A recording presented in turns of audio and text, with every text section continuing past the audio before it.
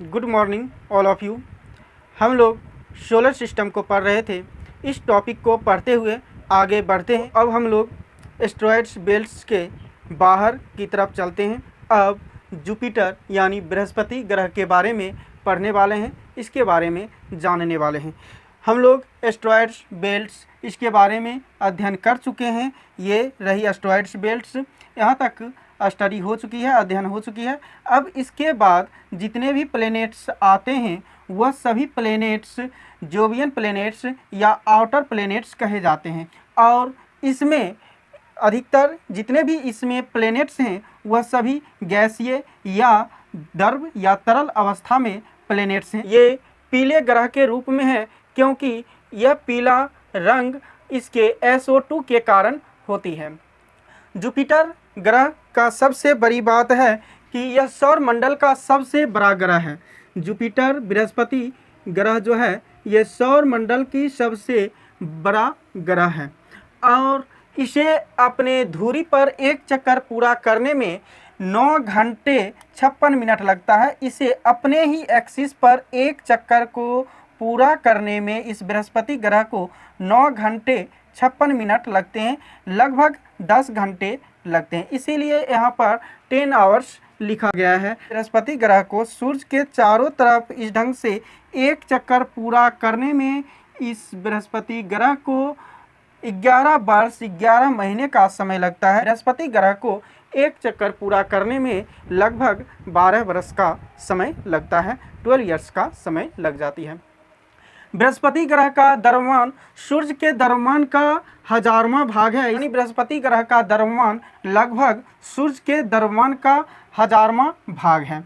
और उपग्रह बृहस्पति ग्रह की जो सबसे बड़ी उपग्रह है वह है गैनीमीड, यानी इसके जो सबसे बड़े सैटेलाइट हैं वह है गैनीमीड, जो कि सभी उपग्रहों में सबसे बड़ा है। यूरोपा उपग्रह बर्फ से ढकी हुई है, पानी तरल रूप में यहाँ पर मौजूद है। वैज्ञानिकों के अनुसार यूरोपा उपग्रह जो कि बृहस्पति ग्रह का ही सैटेलाइट है, उपग्रह है, और वैज्ञानिकों के अनुसार यहाँ पानी तरल रूप में पाया गया है। वैज्ञानिकों का मानना है कि यहाँ पर जीवन की संभावना बढ़ जाती है क्योंकि यूरोपा उपग्रह पर पानी की उपस्थिति तरल रूप में पाई गई है।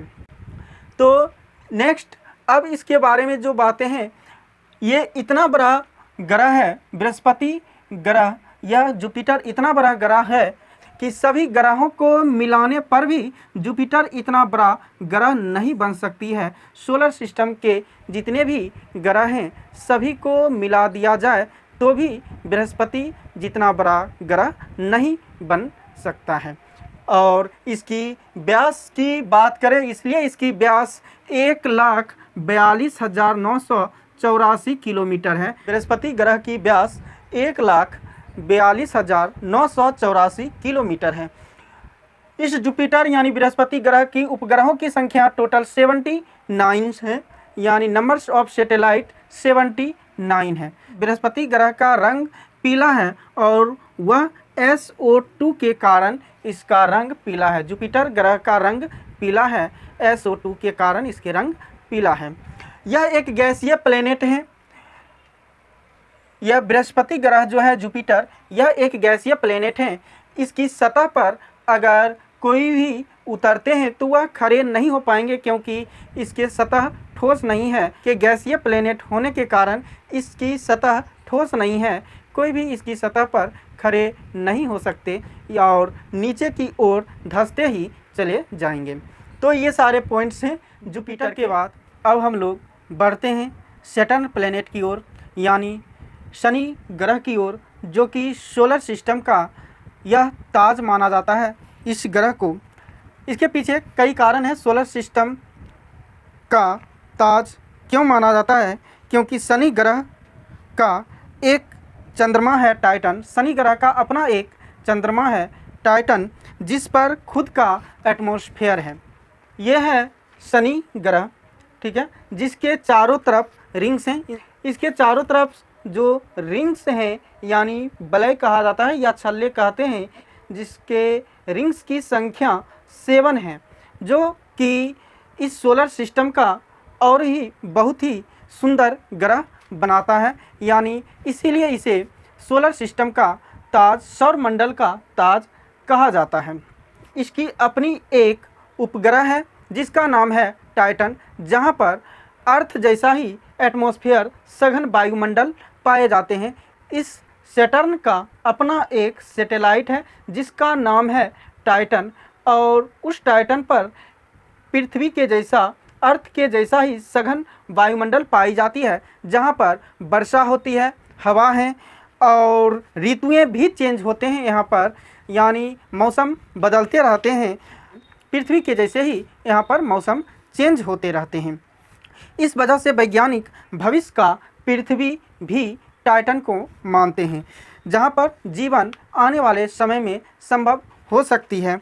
इसीलिए इस ग्रह को, इस प्लेनेट को सोलर सिस्टम का ताज कहा जाता है, सौर मंडल का ताज कहा जाता है। यह आकार में दूसरा सबसे बड़ा ग्रह है। सैटर्न बृहस्पति के बाद दूसरा सबसे बड़ा ग्रह है। बृहस्पति के बाद दूसरा सबसे बड़ा ग्रह सैटर्न है इस सौर मंडल का। इसके बाद इसकी विशेषता है कि इसके तल के चारों ओर वलय पाई जाती है, यानी रिंग्स पाई जाती है। इसके चारों तरफ से जो रिंग्स की संख्या है वह 7 है। ये जो आप देख पा रहे हैं, इसके चारों तरफ रिंग्स की संख्या 7 है, जो कि इसे और सुंदर बनाता है इस सैटर्न प्लेनेट को। आकाश में यह पीले तारे के समान दिखता है। यह आकाश में पीले तारे के समान दिखता है। इसका घनत्व सभी ग्रहों एवं जल से भी कम है। इस प्लेनेट का जो घनत्व है, इस सैटर्न की जो घनत्व है, वह सभी प्लेनेट से, जितने भी प्लेनेट्स हैं, इन सभी प्लेनेट से सैटर्न की घनत्व कम है। और यहाँ तक कि जल से भी इसकी घनत्व पानी से भी कम है। यही कारण है कि सैटर्न को जल पर रखने पर, पानी पर रखने पर यह तैरने लगेगा। इसके उपग्रहों की संख्या 82 है, यानी इसके नंबर्स ऑफ सैटेलाइट, उपग्रहों की संख्या 82 है। इसका सबसे बड़ा उपग्रह टाइटन है। सैटर्न का सबसे बड़ा उपग्रह जो है वह टाइटन है। इसमें कई ढंग से क्वेश्चन पूछे जा सकते हैं। सैटर्न का सबसे बड़ा सैटेलाइट या सैटर्न का सबसे बड़ा उपग्रह कौन सा है, तो आंसर इसका टाइटन हो जाएगा। और सौर मंडल का दूसरा क्वेश्चन पूछी जाए, सौर मंडल का दूसरा सबसे बड़ा उपग्रह कौन सा है, तो इसका आंसर भी टाइटन हो जाएगा। नेक्स्ट क्वेश्चन बहुत ही इम्पॉर्टेंट है। एकमात्र ऐसा उपग्रह जिसका पृथ्वी जैसा स्वयं का सघन वायुमंडल है। नेक्स्ट क्वेश्चन ये हो सकती है, एकमात्र ऐसा उपग्रह जिसका वायुमंडल पृथ्वी के जैसा है। इसका आंसर भी टाइटन हो जाएगा, क्योंकि यहाँ पर टाइटन पर पृथ्वी के जैसा ही वायुमंडल पाई जाती है, वर्षा होती है, हवाएं हैं और मौसम भी चेंज होते हैं। इस कारण से वैज्ञानिक टाइटन को भविष्य का पृथ्वी मानते हैं और इसीलिए इसे भविष्य का पृथ्वी कहा जाता है। नेक्स्ट, इस सैटर्न की डायमीटर यानी व्यास की बात करें तो 1,20,536 किलोमीटर है। ये सैटर्न का व्यास है। यहाँ से यहाँ तक इसकी जो व्यास है वह 1,20,536 किलोमीटर है। यह अपने अक्ष पर 10 घंटे 40 मिनट में एक बार घूम पाता है। यह अपनी धुरी पर एक चक्कर 10 घंटे 40 मिनट में पूरा कर पाता है। यह सैटर्न प्लेनेट जो है अपनी धुरी पर एक चक्कर 10 घंटे 40 मिनट में पूरा कर पाता है। और यह सैटर्न प्लेनेट सूर्य से ज़्यादा दूरी होने के कारण इस सैटर्न प्लेनेट को सूर्य के चारों तरफ एक चक्कर इस ढंग से पूरा करने में इसे 29 वर्ष 5 महीने का समय लग जाता है। और भी इसके पॉइंट्स हैं। शनि का यानी सैटर्न प्लेनेट का रंग जो है वह ब्लैक है। सैटर्न प्लेनेट का रंग काला N2 के कारण है, यानी नाइट्रोजन के कारण है। सैटर्न प्लेनेट का रंग ब्लैक N2 के कारण है। तो ये है सारी पॉइंट्स सैटर्न प्लेनेट का। सैटर्न प्लेनेट की ये सारी विशेषताएं हैं, पॉइंट्स हैं। अब हम लोग सैटर्न के बाद अगले प्लेनेट्स की ओर जानते हैं, बढ़ते हैं। यूरेनस के बारे में, यानी अरुण के बारे में, जो कि सूर्य से 7वें नंबर पर है, सूर्य से 7वें स्थान पर है। यह है हमारी यूरेनस यानी अरुण ग्रह जिसे कहा जाता है। यह आकार में तीसरा सबसे बड़ा ग्रह है।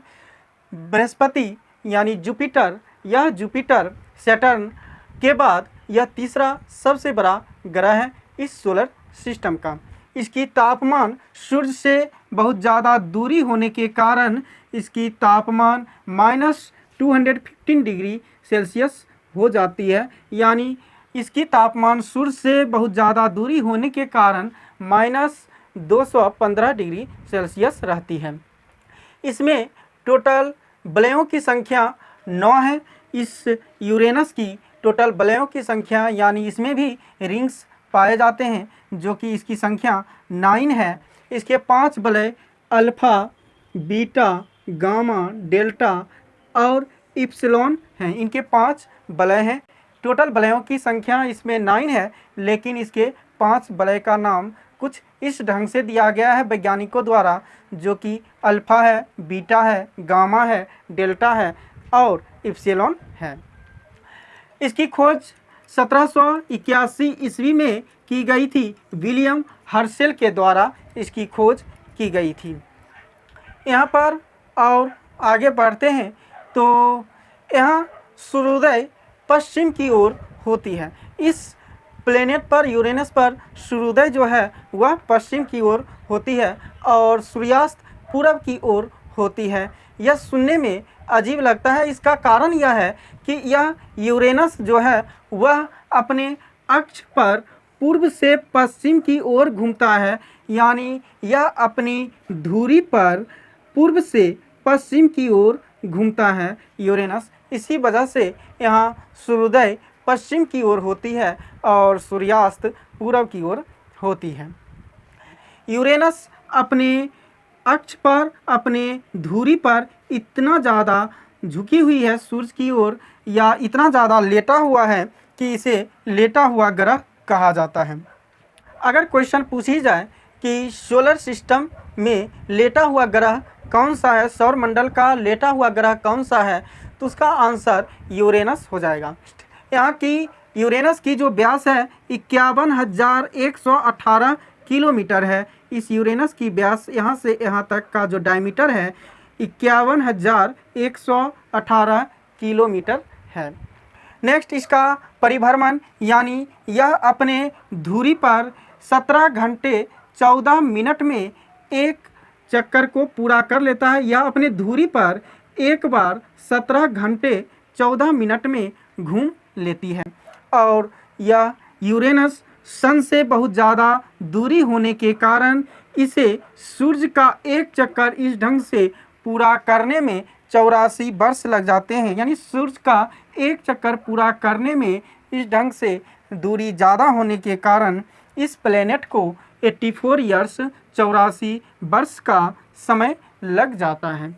नेक्स्ट इसके उपग्रहों की संख्या की बात करें, यानी इसके जो चंद्रमा है, यानी इसके उपग्रह जो हैं वह 27 है और सबसे बड़ा उपग्रह टाइटेनिया है। इसके सबसे बड़े, यूरेनस के सबसे बड़ा उपग्रह टाइटेनिया है। नेक्स्ट इसका रंग हरा यहाँ दिखाया गया है, क्योंकि इसका रंग हरा इसलिए है, यूरेनस का हरा रंग होने का कारण यहाँ मीथेन पाई जाती है। मीथेन गैस के कारण यूरेनस का रंग हरा है। तो यूरेनस का रंग कैसा है पूछा जाए तो यूरेनस का रंग मीथेन के कारण हरा है। तो ये रही यूरेनस की कहानी, यूरेनस की जानकारी। अब हम लोग यूरेनस के बाद नेक्स्ट प्लेनेट नेपच्यून की ओर बढ़ते हैं और हम लोग नेपच्यून के बारे में जानते हैं, यहाँ की क्या क्या जानकारियाँ अभी तक मिल पाई है और क्या क्या विशेषताएं इस नेपच्यून प्लेनेट पर हैं। इस सौरमंडल का सबसे अंतिम ग्रह यह नेपच्यून है, यानी वरुण ग्रह है। तो चलिए इसके बारे में हम लोग जानते हैं, इसकी क्या क्या जानकारी अभी तक हम लोगों को मिली है, क्या क्या चीज़ साइंस के द्वारा इसके बारे में खोजा गया है, अध्ययन किया गया है। तो जानते हैं इस नेपच्यून के बारे में। इस नेपच्यून की खोज जर्मन खगोलज्ञ जोहान गाले ने 1846 ईस्वी में की थी। तो इस नेपच्यून प्लेनेट की खोज जर्मन खगोलज्ञ जोहान गाले के द्वारा 1846 ईस्वी में किया गया और यह सौर परिवार का सबसे अंतिम प्लेनेट होने के कारण यह सूर्य से बहुत दूर स्थित है। इसकी सूर्य से दूरी 4,497,070,000 किलोमीटर है। इस वरुण यानी नेपच्यून प्लेनेट जो यह अंतिम प्लेनेट है, इसके चारों ओर अति शीतल मीथेन का बादल छाया हुआ है। इसके चारों ओर जो बादल पाए जाते हैं वह मीथेन का बादल पाया जाता है। इसके सैटेलाइट्स की संख्या 14 है और प्रमुख उपग्रह जो है वह ट्राइटन है। नेपच्यून प्लेनेट की व्यास 49,100 किलोमीटर है।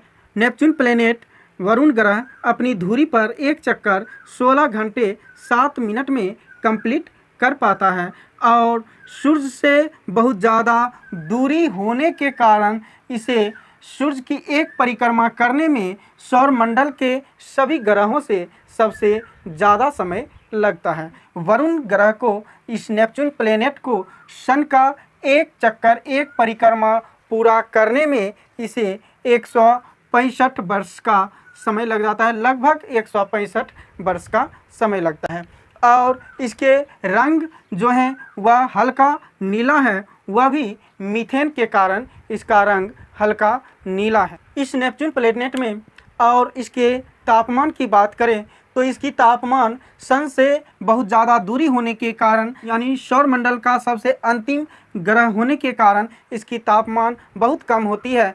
-220 डिग्री सेल्सियस इसकी तापमान रहती है।